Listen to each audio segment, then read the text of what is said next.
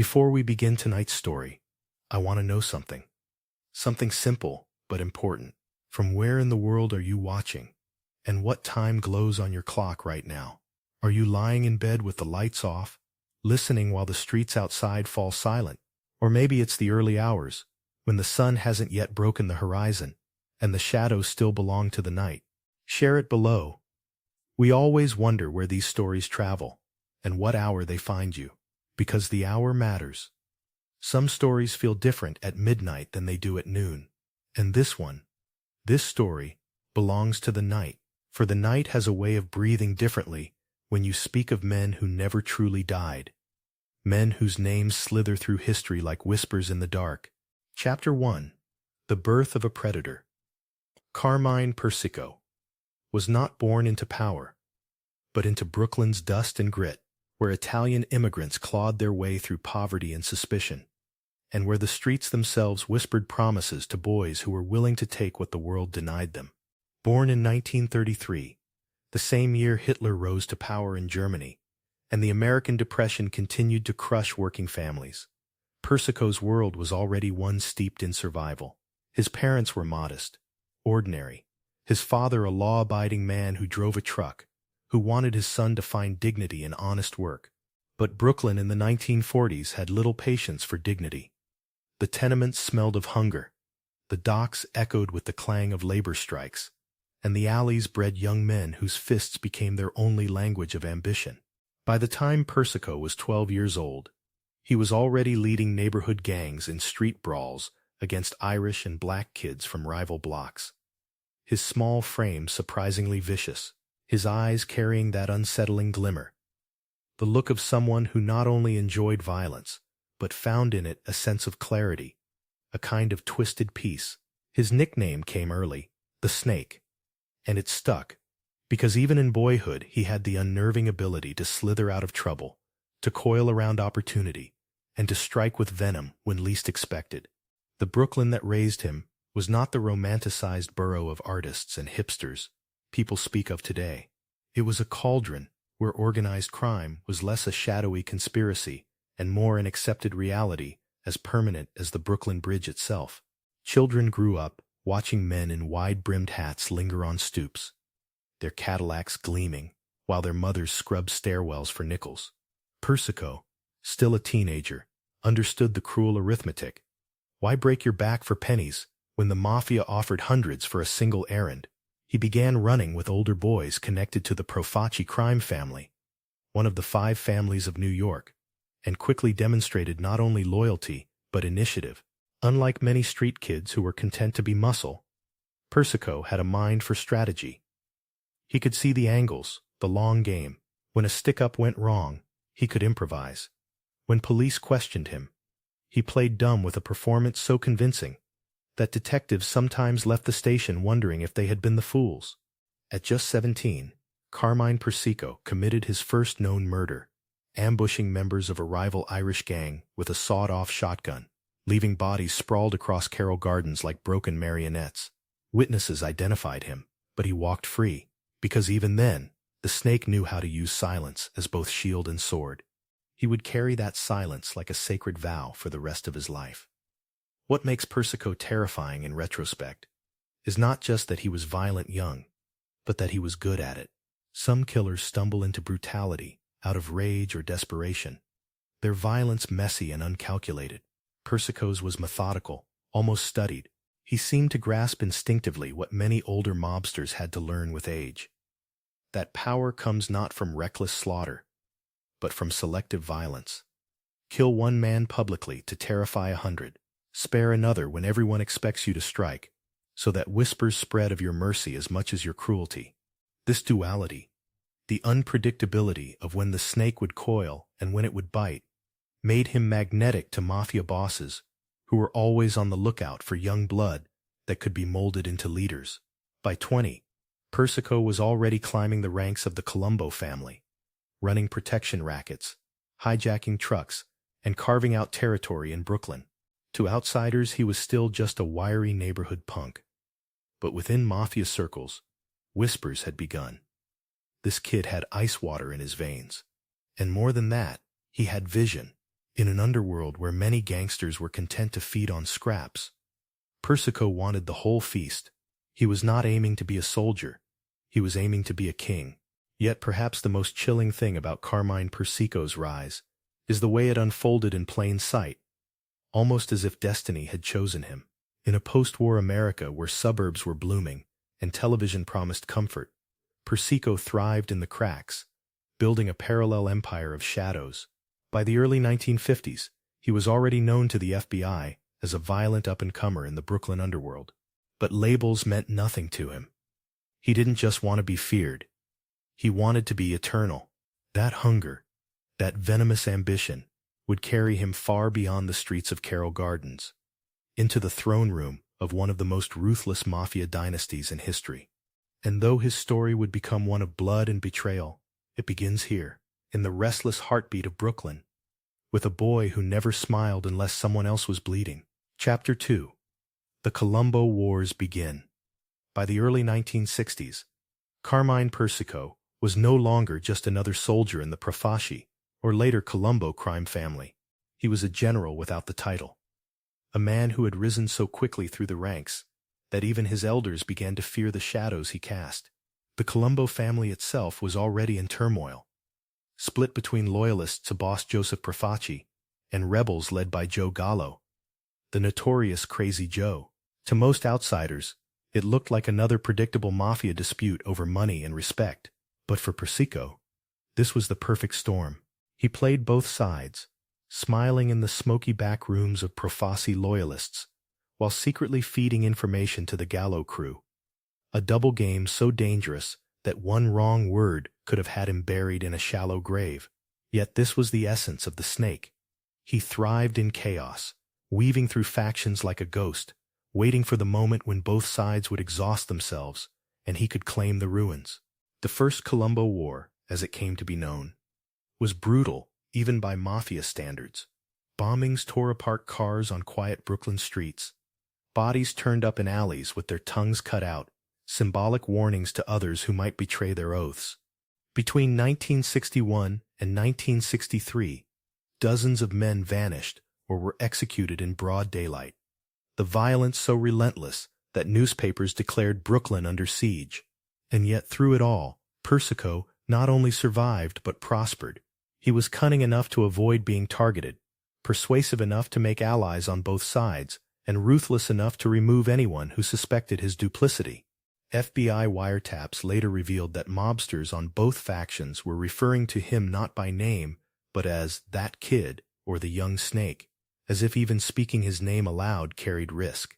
By the end of the war, with Joe Profaci dead and Crazy Joe Gallo weakened, Carmine Persico emerged not just unscathed, but stronger than ever, a man who had effectively played both predator and survivor in the same bloody opera.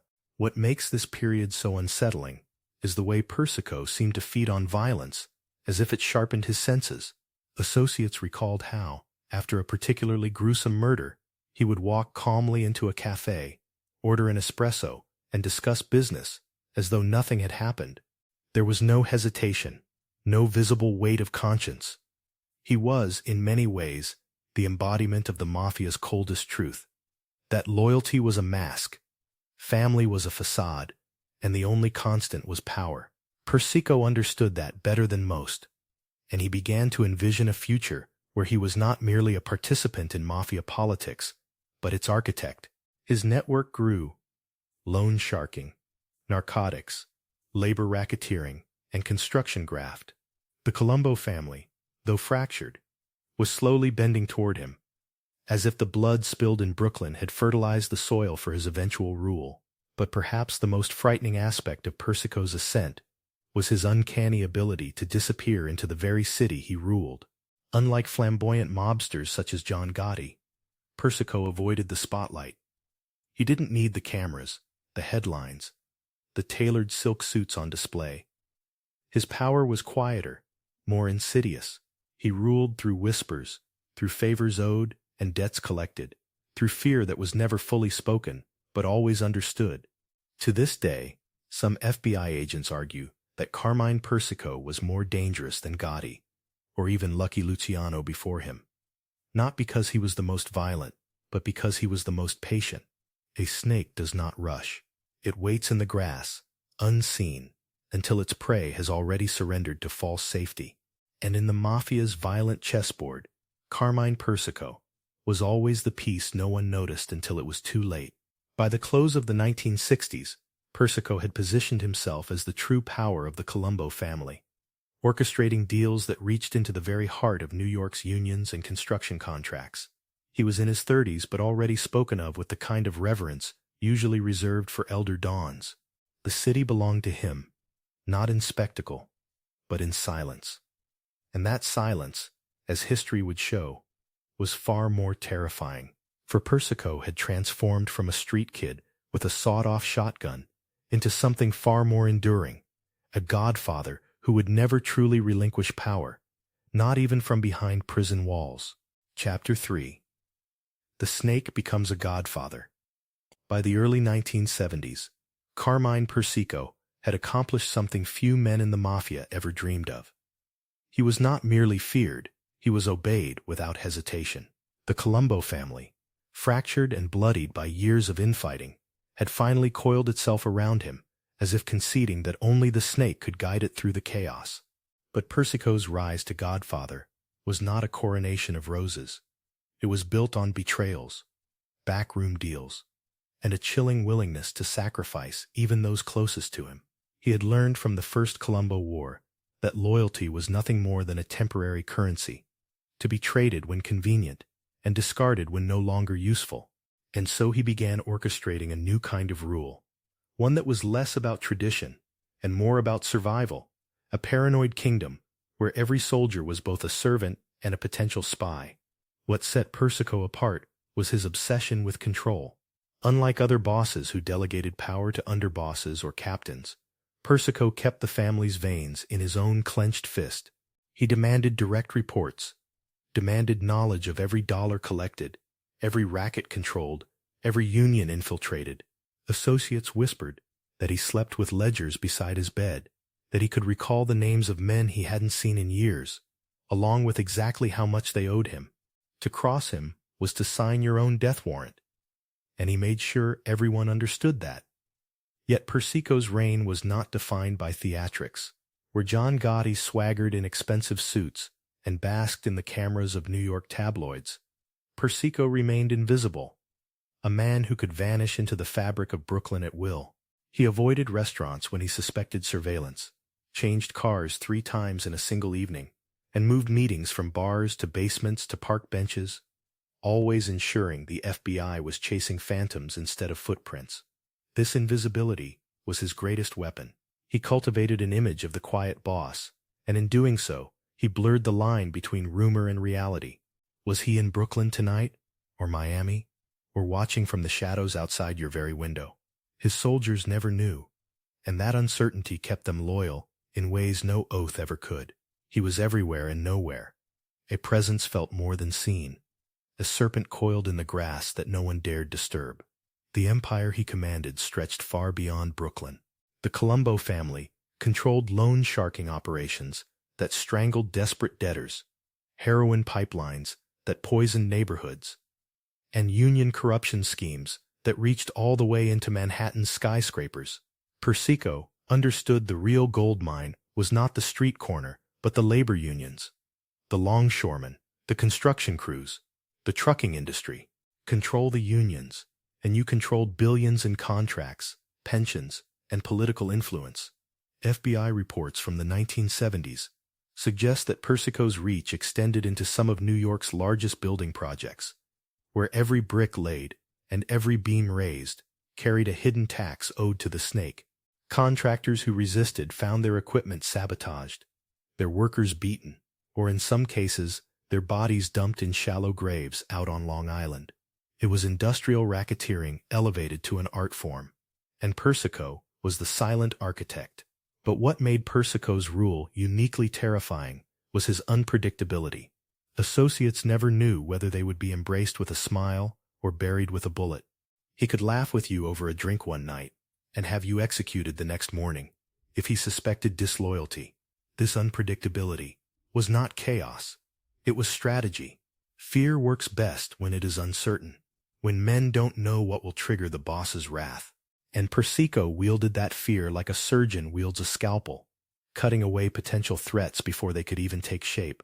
By the mid-1970s, FBI agents had begun referring to him not as Carmine Persico, but as the immortal boss, because no matter how many indictments, raids, or assassinations came his way, he emerged untouched, slithering through the cracks of the justice system. He was not simply a gangster anymore.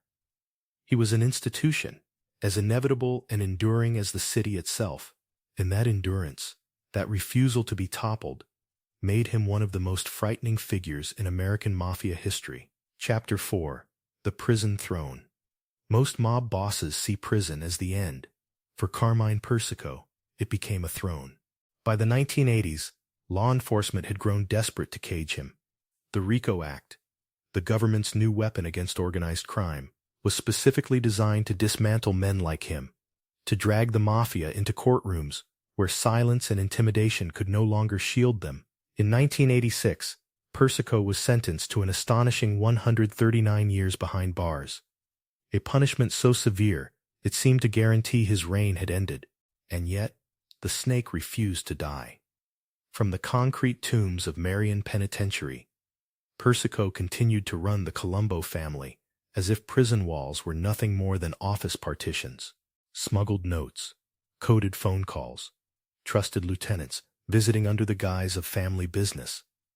Persico orchestrated murders and extortion rackets from a cell so tightly controlled that even his guards admitted they were afraid of him. He was no longer a man. He was a phantom whose influence slipped through iron bars like smoke. The Colombo family, under Persico's imprisoned rule, became something monstrous, a hydra that grew more violent with every attempt to cut it down. He appointed acting bosses on the outside, sometimes relatives, sometimes loyal captains, but none could escape his grip. His orders dictated who lived and who died, who rose in the ranks and who vanished into the night. Perhaps the most chilling example came during the Colombo Wars of the early 1990s, when Persico, still locked away, directed a bloody civil war between loyalists and rebels, led by Victor Orena. The streets of Brooklyn once again became a battlefield, with drive-by shootings, daylight assassinations, and innocent bystanders caught in the crossfire. The war left more than a dozen dead and turned entire neighborhoods into war zones. Yet Persico's will remained unbroken. From his cell, he had orchestrated one of the bloodiest mafia feuds in modern history, as if prison had only sharpened his fangs. What unsettles historians and law enforcement alike is the sheer longevity of his rule. Most mafia bosses are replaced quickly by bullets, by betrayal, or by the slow erosion of prison sentences. Persico ruled the Colombo family for over 3 decades, often from behind bars, a feat unmatched in mafia history. Even aging, even sick, he clung to power with the grip of a python. Soldiers decades younger feared him, capos whispered about him like he was a ghost, and even rival families conceded his uncanny ability to endure. FBI agents who chased him for years admitted grudging respect, calling him the last of the old-school bosses, a man whose cunning kept him alive when flashier gangsters like Gotti burned out in the spotlight. To Persico, prison was not punishment, it was camouflage, a fortress from which he could rule unseen, untouchable, eternal. And yet, behind the legend, there lingers a question that chills the imagination. How much of Persico's power was flesh and blood, and how much had become myth? Soldiers who never even met him still followed his orders, as if bound by something deeper than fear, as if they believed the snake could reach them no matter where they hid. Some whispered he had made pacts, that his survival was too improbable to be chance. Others swore he had the uncanny ability to sense betrayal before it happened, that no one ever got the drop on him because he always seemed one step ahead. Whether myth, instinct, or paranoia, the effect was the same. Persico ruled longer, harsher, and quieter than almost any godfather before him. He was a man who turned a cell into a throne, a sentence into a kingdom, and death itself into something that always seemed just a little too far away. Chapter 5: The Twilight of the Snake. By the dawn of the 2000s, Carmine Persico was no longer the wiry street kid with fire in his veins, or the calculating godfather who ruled Brooklyn like a dark monarch. He was an old man, frail and sick, yet still terrifyingly relevant, locked inside a federal prison cell. His body had weakened, but his shadow had not.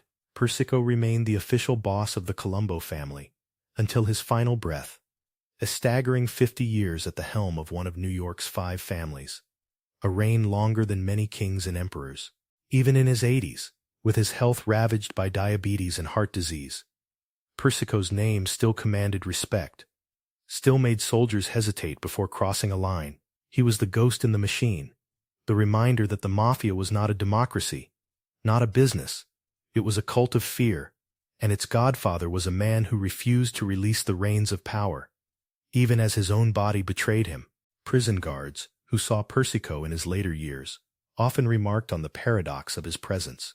He looked like any other frail old man, thinning hair, shaky hands, a body stooped from age, but then he would speak, and the room would shift.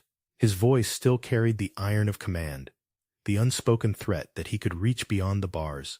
Younger inmates whispered about him in tones of awe, as if he were some ancient relic of a forgotten war, an oracle of blood and silence, and perhaps, in a way he was. Persico embodied an older mafia, one rooted not in television cameras or flashy headlines, but in shadows, secrecy, and longevity. He had outlived nearly all his rivals, Luciano, Genovese, Gallo, Gotti, all of them gone while he remained, coiled like a patient serpent, waiting for death, but refusing to surrender to it. That uncanny survival, decade after decade, gave birth to whispers that Persico was more than human. How else could a man escape assassinations, indictments, betrayals, and the relentless decay of age, and still remain the boss?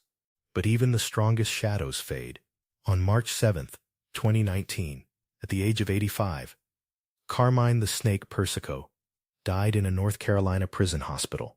The newspapers wrote his obituary with a mixture of awe and dread. The last great godfather was gone, and with him, perhaps, an entire era of the Mafia. Yet, as his coffin was lowered into the ground in Queens, something darker lingered. For Persico's death did not feel like closure. It felt like unfinished business. Some mobsters claimed the family would never be the same without him, that the throne had finally been vacated. Others whispered that Persico had deliberately held on to power until his dying breath, to prevent his successors from tearing the family apart. Even in death, he ruled, dictating the future by refusing to release the present. The Colombo family, fractured and diminished by decades of war and indictments, seemed to unravel after him, as if his death had removed the spine from the serpent. And so, the story of Carmine Persico drifts into the twilight of memory. He was not the most famous gangster, nor the most flamboyant, but perhaps he was the most enduring. The Godfather, who turned silence into a weapon, who built an empire from shadows, who ruled from prison longer than many ruled from freedom. In the dark corridors of Mafia history, his name still slithers like a whisper, unsettling, cold, eternal, for Persico proved a terrifying truth. Power does not always roar. Sometimes it hisses. And now, as you drift toward sleep, let Persico's story fade like smoke into the night air. Think of the quiet corridors he once walked, the whispers he left behind, the strange chill that lingers even when the man himself is gone. The snake is dead, but his shadow coils still in the streets of Brooklyn, in the cracked bricks of old tenements, in the silent debts owed by men long since buried. His empire, like all empires, dissolved in time. But the lesson remains. The most dangerous men are not always the loudest. They are the ones who wait, who watch, who strike when the world least expects it. As you close your eyes, let that shadow recede into history. The gunfire has stilled, the streets are quiet, and the night belongs not to gangsters, but to your dreams. Rest now, knowing that even the most ruthless godfathers cannot escape time. Carmine Persico ruled in fear, but tonight you rule in peace.